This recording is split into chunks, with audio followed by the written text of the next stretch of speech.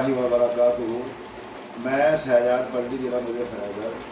उम्मीद है सभी अहबाब खैरियत से होंगे और मैं अल्लाह ताला से आप सभी की खैरियत चाहता हूँ। आप इसी तरह खुश रहें, स्वस्थ रहें, मस्त रहें। कुरैश अन्निकाम सुन्नती ग्रुप नंबर 1 की मुहिम और एजेंडे को घर घर दर दर एक एक फ़र्द तक पहुँचाए। बहन बेटियों की निकाह आसान हो, सादगी के साथ में हो, अल्लाह के गेट की रस्मात से हटके और मस्जिदों के अंदर भी हो।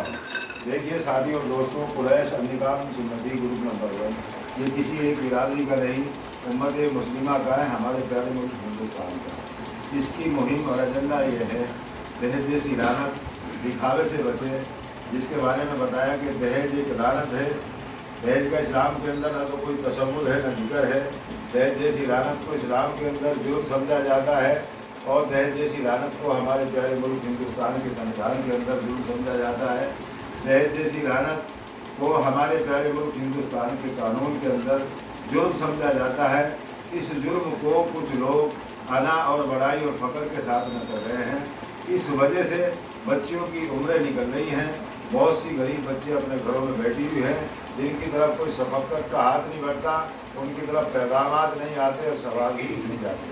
तो साथी और दोस्तों, कुरैश अन्निकाम सुन्नती ये सर्वे समाज का ग्रुप है और पूरे हमारे प्यारे मुल्क हिंदुस्तान का ग्रुप है। इसमें आज हमारे सुप्रीम कोर्ट के लॉयर और कांग्रेस पार्टी के जुझारू और बड़े ज़बरदस्त नेता भी हैं और प्रवक्ता भी है कांग्रेस पार्टी, दिल्ली कांग्रेस के। तो मैं सुनील बाजी से गुजारिश करूँगा कि हमारा जो ये मुहिम चल रही है व्हाट्सएप ग्रुप पे, आज डिजिटल दौर है।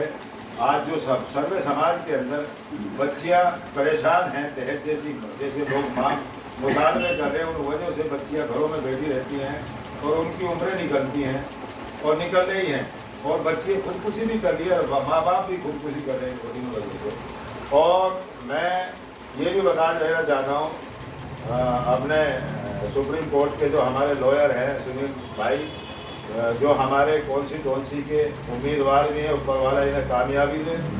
तो मैं ये भी बताना चाहता हूँ, आज जो हमारे मुल्क के अंदर तालीम के ऊपर जो एक बेरगबती है कि आज हमारे खासकर हमारे समाज के अंदर, मुस्लिम समाज के अंदर हम अपने बच्चों को शिक्षा नहीं दे पाए। जो हम पैसा बच्चों के निकाह शादियों के अंदर बेफजूल बढ़ाई के लिए, अनार फ़ख्र के लिए उठा रहे हैं, अगर हम उस पैसे को बचाकर हम अपने बच्चों की तालीम पर लगाएं तो वही बच्चे हमारे जब अच्छी डिग्री होंगी, वही बच्चे हमारे डॉक्टर भी बन सकते हैं, इंजीनियर भी बन सकते हैं, वकील भी बन सकते हैं, जज भी बन सकते हैं। अगर अच्छी शिक्षा होगी, शिक्षित होंगे तो हमारे बच्चे IAS IPS भी बन सकते हैं।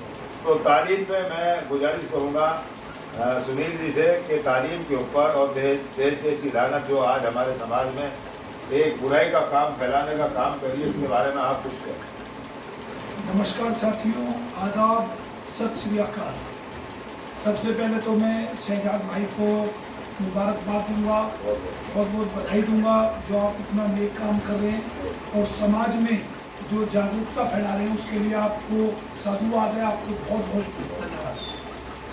तो साथियों, मेरा मानना ये है कि जिस भी समाज की अगर तरक्की करनी है तो उसमें शिक्षा होनी चाहिए और शिक्षा जो है वो हर ताले की चाबी है।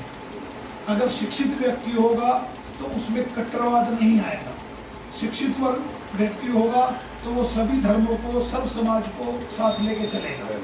तो शिक्षा पे जोर देना चाहिए और शिक्षा एक ऐसी चीज़ है, मेरे पिताजी कहा करते थे कि आपकी ज़मीन जायदाद बढ़ जाएगी, आपका सब कुछ का बंटवारा हो जाएगा 2 भाइयों में, परंतु अगर जो शिक्षित होगा तो वो शिक्षित वही रहेगा, उसको कोई बांट नहीं सकता। दूसरी बात, दहेज की बात शहजाद भाई ने बोली, बहुत अच्छी बात है। ना तो कुरान पाक में और ना ही गीता में और हिंदू धर्मों में या सिख धर्म में या किसी और धर्म में दहेज नाम की कोई चीज़ नहीं है।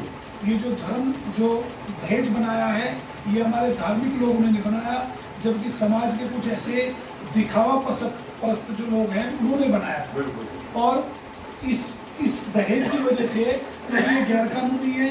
हमारे संविधान में, हमारे कानून में इसका कोई जिक्र नहीं है और इसको एक जुर्म माना गया है।